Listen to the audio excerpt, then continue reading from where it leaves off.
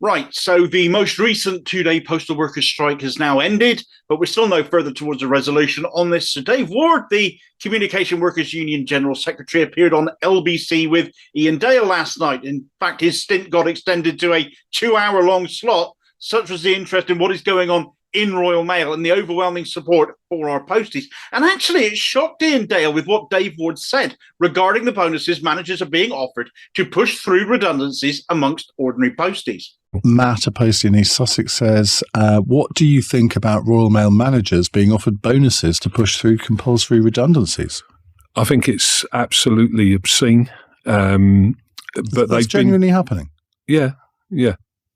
Even I'm shocked by that. The managers have just been offered a deal that we estimate is worth, I think it's 50%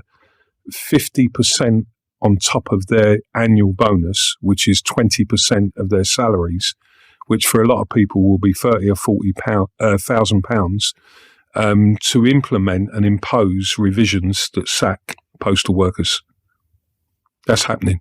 See, when you said at the beginning that this is sort of worse than P&O, I was thinking to myself, I'm not so sure it is, but sort of a lot of the things that you've been saying are sort of maybe convincing me that there are parallels to be drawn here. The scale of it is the same as what was happening in P&O.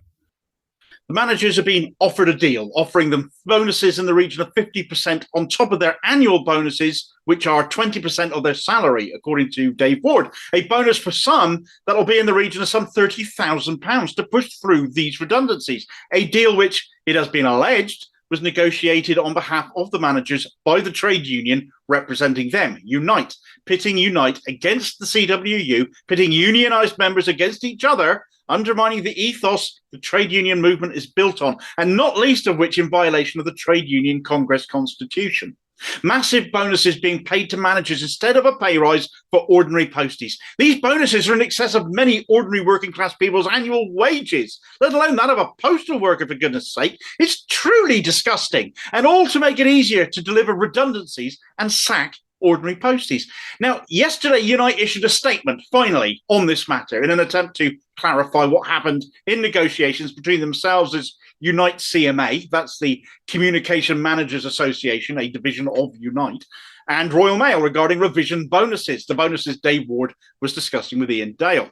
The letter, signed by Unite General Secretary Sharon Graham and the Union Chair Tony Woodward, says it will not allow Royal Mail to use Unite to attack its own workforce, and that they do not recognise or agree with another statement that has been put into circulation by management. They don't actually specify whether they're talking about their own management or Royal Mail's here, but I'll come to that other statement in a moment.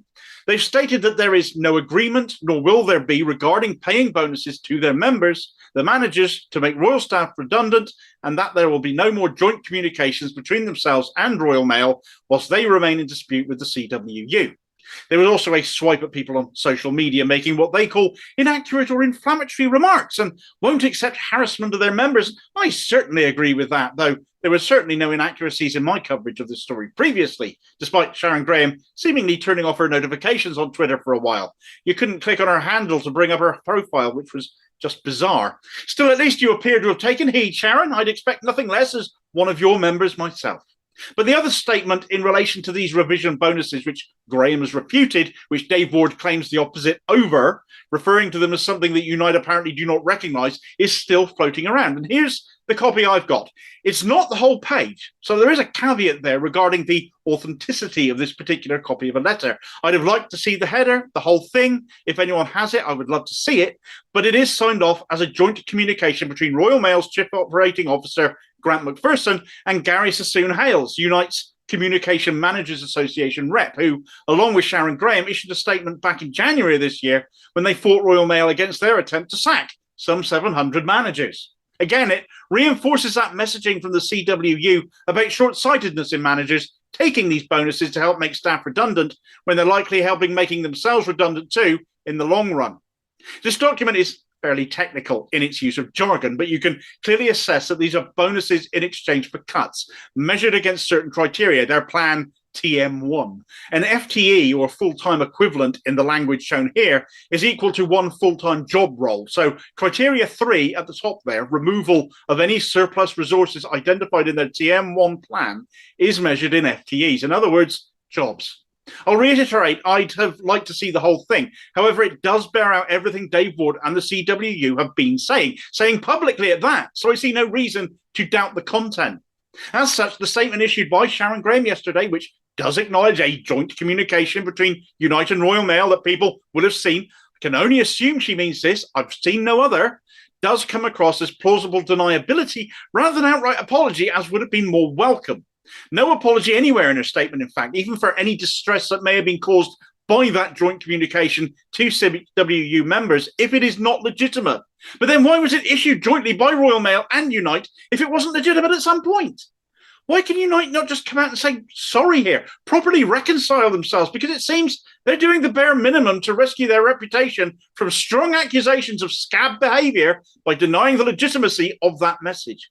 It had to come from somewhere. Keep standing by your post and keep doing so, because it might not just be Royal Mail our posties need to worry about.